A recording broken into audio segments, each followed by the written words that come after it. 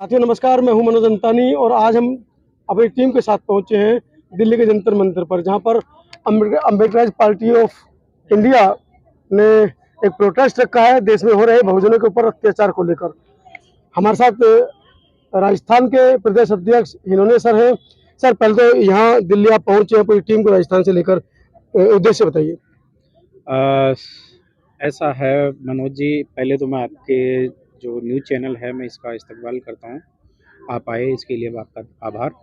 और हमारी टीम आज इसलिए आई है यहाँ पर राजस्थान से यहाँ पर चल के, मैं दिल्ली का भी मैं प्रभारी हूँ जी।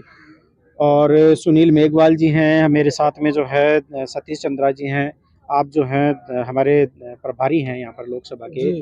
आप जी आप जो हैं सचिव हैं, आप भी जो है हमारे लोकसभा के प्रभारी हैं। महेश डेनवाल जी हैं, डॉक्टर पुष्पा वर्मा जी हैं वो भी हैं, भीम सिंह जी हैं वो भी हमारे प्रभारी हैं। बाकी और हम मेरे साथ में बाकी अन्य साथी हैं वो भी आए हैं, जिसमें कैलाश जी हैं, डिप्टी साहब हरिनारायण मौर्य जी हैं। हम सभी साथी इसलिए यहाँ पर आए हैं कि 2 अप्रैल ये अभी मणिपुर में जो अभी घटनाक्रम हुआ है और जो जिस प्रकार का, यानी कि एक तरह से वहाँ पर हिंसा, उत्पीड़न और अत्याचार अनाचार का एक जो लंबा जो दौर है वो चला है, और सरकार ने उनकी आवाज को जिस प्रकार से दबा के रख दिया था, यदि वो वीडियो वायरल नहीं होता तो इस देश को पता ही नहीं चलता कि वास्तव में मणिपुर में क्या हो रहा है, क्या घटनाएं घटित हो रही है। और ये ऐसी जो घटनाएं हैं वो इस देश को शर्मसार करने वाली है। जब इस प्रकार का वीडियो जब सामने आया तो हम श्रम से हैं वो पानी पानी हो गए, लेकिन हमारे प्रधानमंत्री की जो है मुंह से जो 2 शब्द है इस घटना के विरोध में नहीं निकले। और साथ ही साथ निर्लजता तो यहाँ तक हो जाती है कि जो हमारी जो पूरे देश की जो महापंचायत जो संसद है, इस संसद में यही जो बीजेपी सरकार है मणिपुर मामले के ऊपर ये जो डिबेट कराने से वो डर रही है। आज ये ऐसे जो मतलब दुस्साहस ऐसा बढ़ गया है इन अत्याचारियों का, और मैं तो ये कहूंगा कि कहीं ना कहीं पर ये आरएसएस के वो गुंडे हैं, इनका इतना दुस्साहस बढ़ गया है कि आज महिलाओं की योनियों तक खुले रूप में उनके जो हाथ है वो पहुंचने लग गए हैं। लेकिन ये निर्लज और ये जो निर्दयी जो आतताई जो सरकार है, इनके कानों में किसी प्रकार की कोई जून है वो नहीं रेंग रही है। तो हम इस जो है घटना की कड़ी निंदा करते हैं अम्बेडकर पार्टी ऑफ इंडिया की ओर से। इतना ही नहीं बल्कि हमारी ये मांग है कि यदि किसी राज्य में संवैधानिक तंत्र विफल हो जाता है तो संविधान में प्रोविजन है अनुच्छेद 356 के तहत कि ऐसे राज्य में राष्ट्रपति शासन लागू कर दिया जाना चाहिए। हमारी मांग है कि वहां पर बीजेपी की जो वीरभद्र सरकार है वो वहां पर पूरी तरह से नाकाम और निष्फल रही है। ऐसी सरकार को तुरंत वहां पर बर्खास्त किया जाए। संविधान में 6ठी अनुसूची का जो है पूर्वोत्तर के राज्यों के लिए विशेष रूप से वहां के आदिवासियों के हक और अधिकारों को सेफगार्ड करने के लिए प्रोविजन किया हुआ है, तो वहां पर 6ठी अनुसूची है वो लागू की जाए। और इसके साथ साथ में 371C के तहत जो है उनको विस्थापित करने का एक जो षड्यंत्र चल रहा है वो षड्यंत्र बंद होना चाहिए, और इसके साथ साथ में उनकी जो सुरक्षा है वो सुनिश्चित होनी चाहिए, शांति व्यवस्था बहाल होनी चाहिए। और इस प्रकार के यानी कि एक तरह से जो है कुछ काम करने की आवश्यकता है, ताकि वहां की जनता में जो है, वहां के लोगों में आपस में एक सरकार के प्रति, शासन प्रशासन के प्रति है एक विश्वास और एक उम्मीद है वो जागृत हो। तो ये हमारी मांग है। ऐसी सर, आपकी पूरी मांग मैंने सुनी है, कहीं ना कहीं राजनीतिक विद्वेष आपके अंदर है माननीय प्रधानमंत्री जी को लेकर। विश्व के पहले ऐसे प्रधानमंत्री है भारत के जिनका डंका पूरे देश में बज रहा है। आप कह रहे हैं उन्होंने एक शब्द नहीं कहा, उन्होंने कहा मैं बहुत क्रोध में हूँ, अंदर से मेरे अंदर गिलानी है। इतना बड़ा वक्तव्य दे दिया, और आपको क्या चाहिए उनसे?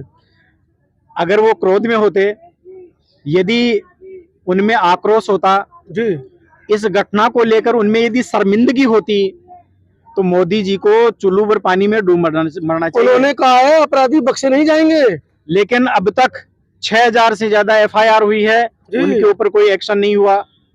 जो ये एक जो घटना हुई है उसमें भी कहीं ना कहीं पर उन्होंने एक कोई मुस्लिम जो है वो एक उन्होंने एंगल ढूंढा और उसको भी हिंदू मुस्लिम एंगल देने का प्रयास किया। हालांकि वो जो प्रयास है वो सफल नहीं हो पाया।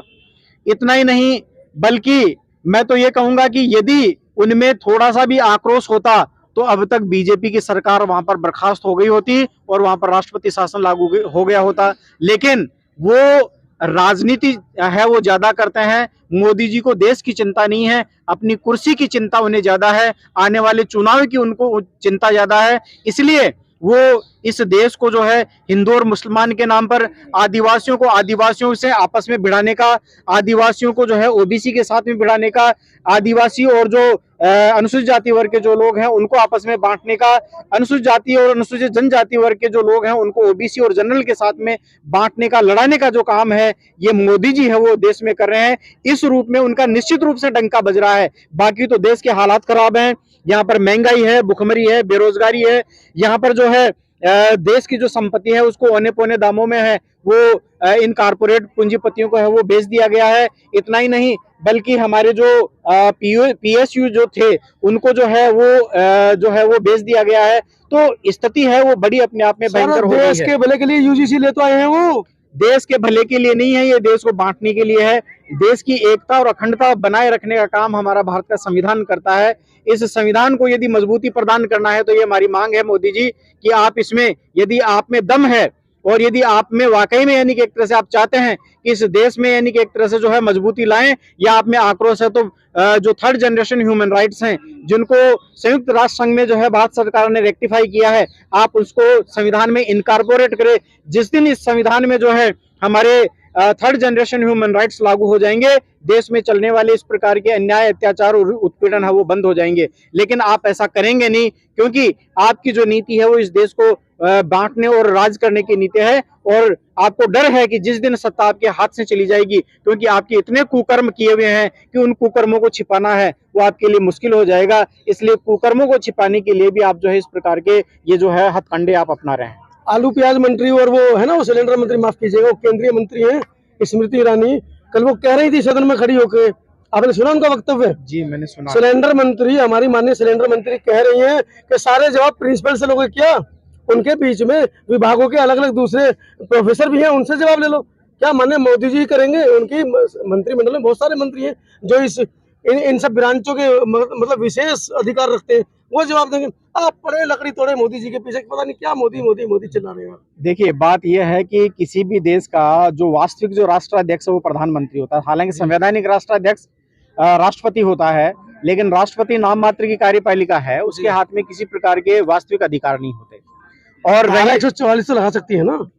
बिल्कुल, वो तो आप बिल्कुल वो लगा सकती है, बिल्कुल लगा सकती है, लेकिन राष्ट्रपति नहीं लगा सकती। वो भी प्रधानमंत्री की अनुशंसा यानी मंत्रिमंडल की अनुशंसा के आधार पर ये सारे काम होते हैं। यानी राष्ट्रपति जो भी काम करते हैं वो अपने स्वयं विवेक से या स्वेच्छा से नहीं करते, बल्कि वो राष्ट्रपति की या मंत्रिमंडल की अनुशंसा के आधार पर ये जो काम है वो करते हैं। तो ऐसी स्थिति में वास्तविक जो अधिकार है वो प्रधानमंत्री के पास में, और प्रत्येक कार्य के लिए प्रधानमंत्री और मंत्रिमंडल पूरी तरह से उत्तरदायी है। तो प्रधानमंत्री सभी विभागों के विभागाध्यक्षों के प्रति विभागाध्यक्षों की जिम्मेदारी है, वो भी उनके प्रधानमंत्री के प्रति है। तो ऐसी स्थिति में कोई भी काम है वो अपने आप में प्रधानमंत्री का माना जाता है। तो वो चाहे प्रधानमंत्री उसके बारे में स्पष्टीकरण दे, चाहे उनका मंत्रिमंडल जो है स्पष्टीकरण दे। लेकिन आज स्थिति यह है कि आज चाहे आप विदेश मंत्रालय ले लीजिए, चाहे आप गृह मंत्रालय ले लीजिए, चाहे आपका जो है और दूसरे अन्य जो मंत्रालय ले लीजिए, सभी पर जो है डंका है वो मोदी जी का ही बजता है। बाकी और दूसरे अन्य मंत्रालय हैं वो गौण हो गए हैं। आप तो बेकार का आरोप लगा रहे हैं माननीय मोदी जी के ऊपर। देश के प्रधानमंत्री हैं, 5-5 लाख रुपए के कपड़े सूट बदलते हैं, उनसे फुर्सत नहीं है। आपकी बात सुनेंगे वो लोग? जी बिल्कुल, हाँ ये बात आपकी सही है कि उनको 5-5 नहीं 10-10 लाख के उन्होंने फॉरेन जा रहे हैं, फॉरेन। हाँ, देश में कहाँ घूमेंगे वो? देश का गाँव में गली में घुमाओगे उनको कीचड़ में? देश का प्रधानमंत्री बिल्कुल राय गोबर कर रही सर। देश का प्रधानमंत्री दूसरे देशों के साथ में यदि उनको राजनयिक या कूटनैतिक संबंध स्थापित करने हैं तो वो देश का आम नागरिक जो है वो जाकर कूटनैतिक संबंध स्थापित नहीं कर सकता। देश की जनता ने उनको इसलिए चुना है कि वो देश की जो है समय कहाँ है उनके पास? नहीं, उनके पास, आपके पास तो आप तो पूरी टीम को लेके बैठे, खाली समय आपके पास। मोदी मोदी मोदी हाय हाय, पता नहीं क्या करते हैं आप लोग। उनके पास राष्ट्रीय अध्यक्ष है, उनके पास समय नहीं है आपकी बात सुनने का।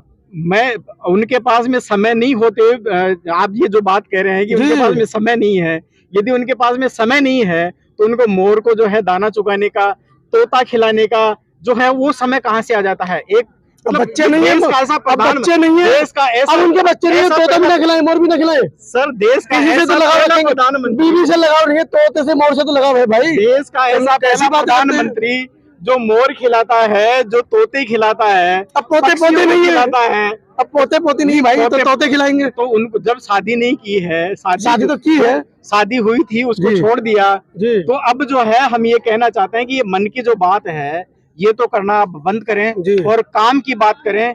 और ये जो तोते हैं उनके साथ में, या जो है मोर है उनके साथ में अपना जो समय जाया करने के बजाय यदि इतना समय वो इस देश की जनता के सही कामों के लिए करते तो आज देश के हालात ये नहीं होते। अपने कारपोरेट मित्रों के लिए वो काम करते हैं, अन्यथा इस देश में केवल दो ही नाम दिखते हैं, एक तो मोदी और एक अमित शाह। अरे जियो फ्री हुआ था, पूरे देश ने जियो खरीदा था, आपने भी एक सिम लिया था जियो का, अब आप उन कारपोरेट घराने को गाली दे रहे हैं क्या?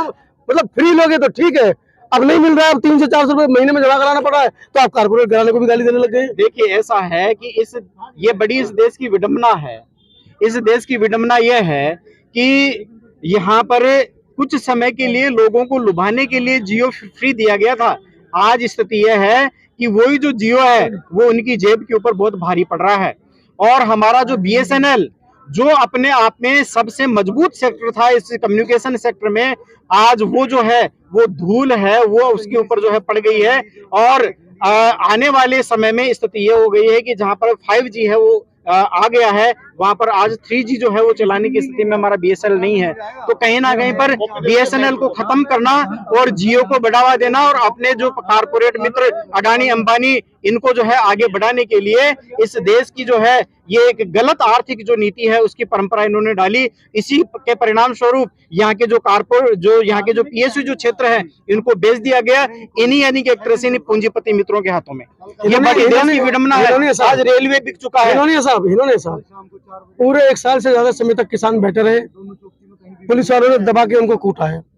पहलवानों की कुटाई पूरे विश्व ने देखी है। कर्मचारी आज वहाँ दिल्ली गेट पे थे, वो तो प्यारे सरकारी कर्मचारी प्यार से निकल गए, उनकी भी कुटाई हो सकती थी। अब आप क्या चाह रहे हैं? 10-20 कर्मचारी लेकर आप यहाँ खड़े हैं, आपकी बातें नहीं मानी जाती हैं, आप आंदोलन करेंगे, इनको भी कुटवाएंगे? देखिए ऐसा है कि जब कफन बांध कर निकले हैं जी, तो अब चाहे सर कटाना पड़े या कलम कराना पड़े उसके लिए हम तैयार हैं। रही बात संवैधानिक रूप से हमारी बात रखने की, तो संवैधानिक रूप से बात रखने के लिए संविधान हमें इस बात की इजाजत देता है कि हम हमारी बात को बखूबी रूप से हम रखें। हम जनता की जायज मांग को उठाते रहेंगे, पहले भी हमने उठाया है, आगे भी हम उठाते रहेंगे। और रही बात यानी कि एक तरह से कि देश की जनता सारी बातों को देख रही है और हम तो ये चैलेंज करते हैं कि हम अमित शाह को भी चैलेंज करते हैं, हम प्रधानमंत्री मोदी जी को भी चैलेंज करते हैं, इनके जितने भी जो गुर्गे हैं हम उनको सबको चैलेंज करते हैं कि आप लोगों के पास में जो है इस देश को चलाने की सही नीति नहीं है। यदि आप लोगों के पास में इस देश को सही प्रकार से चलाने की नीति है तो मोदी जी हम चैलेंज करते हैं, आइए खुले मंच के ऊपर एक पोडियम हमारा जो है आपका लगता है, एक पोडियम हमारे राष्ट्रीय अध्यक्ष विजय मानकर साहब का आप लगाइए और 1 घंटे की डिबेट है वो होने दीजिए। देश के जो हमारे जो न्यूज चैनल है उनके ऊपर लाइव टेलीकास्ट होने दीजिए और फिर देखिए कि आपका जो टेलीप्रॉम्प्टर से चलने वाली जो बातें हैं उनसे जो है जनता है वो प्रभावित होती है, या इस देश की रीति नीति को चलाने वाले अम्बेडकर जो लोग हैं उनके बारे में जो है जानकर जो है अवगत करोड़ों रुपए के इंस्ट्रूमेंट खराब करवाना चाहते हैं आप जी। यही तो करोड़ों रुपए के जहां जाते साथ लेके जाते हैं, बिल्कुल आप इतनी बार नहीं घूमे हुए जितनी बार मनोज जी करोड़ों रुपए के वो टेलीप्रॉम्प्टर इसीलिए लगाए गए हैं ताकि यानी कि एक तरह से मैं ये कहता हूँ मोदी जी अगर उनके सामने अगर आमने सामने अगर फेस टू फेस अगर डिबेट होने लगे तो मोदी जी एक शब्द नहीं बोल पाएंगे। आज वो जो कुछ भी बोलते हैं जब टेलीप्रॉम्प्टर से टेक्निकल एरर आ जाता है तो उनकी जो जुबान है वो लड़खड़ा जाती है। तो इसलिए ऐसे प्रधानमंत्री की ही मुझे लगता है कि इस देश को आवश्यकता नहीं, इस देश को आवश्यकता है एक विजनरी जो है लीडर की, एक विजनरी प्रधानमंत्री की जो इस देश को जो है वो अपने आप में आगे ले जा सके। और ये जो चलने वाले विभिन्न प्रकार की जो भेदभाव इन्होंने जो पैदा किए हैं ये भेदभाव है वो खत्म हो और देश की जो गंगा जमुनी जो तहजीब है जिसमें सभी वर्गों के साथ में शांतिपूर्ण सौहार्द के साथ में जो है जो लोग हैं वो रह सके, एक ऐसा वातावरण बनाने की आवश्यकता है। आखिरी सवाल, 2024 की क्या तैयारी है? जी, अम्बेडकर पार्टी ऑफ इंडिया है वो अभी तो फिलहाल तो 2023 के छत्तीसगढ़, राजस्थान और जो मध्य प्रदेश में है वो चुनाव लड़ी रही है और साथ ही साथ 2024 के जो लोकसभा चुनाव में अम्बेडकर पार्टी ऑफ इंडिया तकरीबन अपने 18 राज्यों में हमारा संगठन है, 18 राज्यों में निश्चित रूप से चुनाव लड़ेगी। और इस बार जो है हमारे पार्टी के राष्ट्रीय अध्यक्ष धीमान विजय मानकर साहब भी जो चुनाव वो लड़ेंगे। और जिस दिन वो संसद में पहुंचेंगे, मनोज जी, मैं आपसे ये वादा करता हूं कि जिस दिन आप डिमांड करेंगे कि आज चाहे सरकार वहां पर बीजेपी की हो, चाहे उस समय कांग्रेस की हो, जो भी सरकार बनेगी वो अपने आप में बहुमत के आधार पर बनेगी, लेकिन जिस दिन विजय मानकर साहब जो संसद में पहुंच गए, संसद में इनको एक पैर के ऊपर जो है वो डांस नहीं करवा दिया, तो आप जो है अम्बेडकर पार्टी ऑफ इंडिया का और विजय मानकर साहब का हमारा नाम है वो बदल दीजिएगा। और आज जो ये घटनाएं जो घट रही है, इन घटनाओं के ऊपर किस प्रकार से अंकुश लग सकता है और संवैधानिक तरीके से, कॉन्स्टिट्यूशनल मेथड से किस प्रकार से इनके ऊपर लगाम जो है वो कसी जा सकती है, और वो लगाम लगाने का और कसने का जो काम है वो धीमान विजय मानकर साहब कर सकेंगे, क्योंकि उनकी काबिलियत के ऊपर और उनकी कुव्वत के ऊपर है वो हमें पूरा यानी कि एक तरह से यकीन है। बस आवश्यकता इस बात की है और देश की जनता से हम अपील करना चाहते हैं कि विजय मानकर साहब को जो है और उनके साथ साथ में पार्टी के कुछ लोगों को है वो संसद में पहुंचाइए, और फिर उसके बाद में कमाल देखिए कि किस प्रकार से इनको कंट्रोल किया जा सकता है। इंडिया के साथ गठबंधन करेंगे? देखिए, जहां तक यानी कि एक तरह से संवैधानिक हित में जो भी बात होगी वो विजय मानकर साहब हैं इस मामले में है वो डिस्कस करेंगे, वो निर्णय लेंगे, और जो भी यानी कि एक तरह से उचित होगा वो उचित निर्णय लेकर अपने आप में काम करेंगे। चलिए, आप तो इन्होंने Saheb Ambedkar party of India के दिल्ली के भी प्रभारी है, राष्ट्रीय अध्यक्ष है राजस्थान के। एक लंबी चौड़ी बात चर्चा हुई है, और कहीं ना कहीं वर्तमान में जितनी भी पार्टियों से, जितने भी हम पीड़ित शोषित समाज के लोगों से बात करा रहे हैं, वो कहीं ना कहीं एक ही बात कह रहे हैं कि 2024 में वर्तमान में जो केंद्र सरकार है उसको अब इस गद्दी पर नहीं रहने देंगे, उखाड़ फेंकेंगे, छोटी सी नाव में इन गुजरातियों को गुजरात बेचकर मानेंगे। देखते हैं पूरा इंडिया टोला और इंडिया से इतर जो संगठन है देश के अंदर जो काम कर रहे हैं वो कहां तक 2024 में सफल हो पाएंगे, क्या वो अपने हकूक की लड़ाई को जीत पाने में कामयाब हो पाएंगे, या टुकड़ों में बिखर कर छोटी छोटी आवाजें बनकर खत्म हो जाएंगे। आप देखते हैं तमाम बहुजन मीडिया चैनल्स जो आपके अपनों की आवाज आपको तक पहुंचाते हैं। चैनल्स को सब्सक्राइब जरूर करें। और हाँ, आज की साक्षात्कार के बारे में आपकी क्या राय है, हिनोने साहब ने जो बातें कही उनसे आप कितना सहमत है, कमेंट सेक्शन में जरूर लिखिएगा। धन्यवाद सर।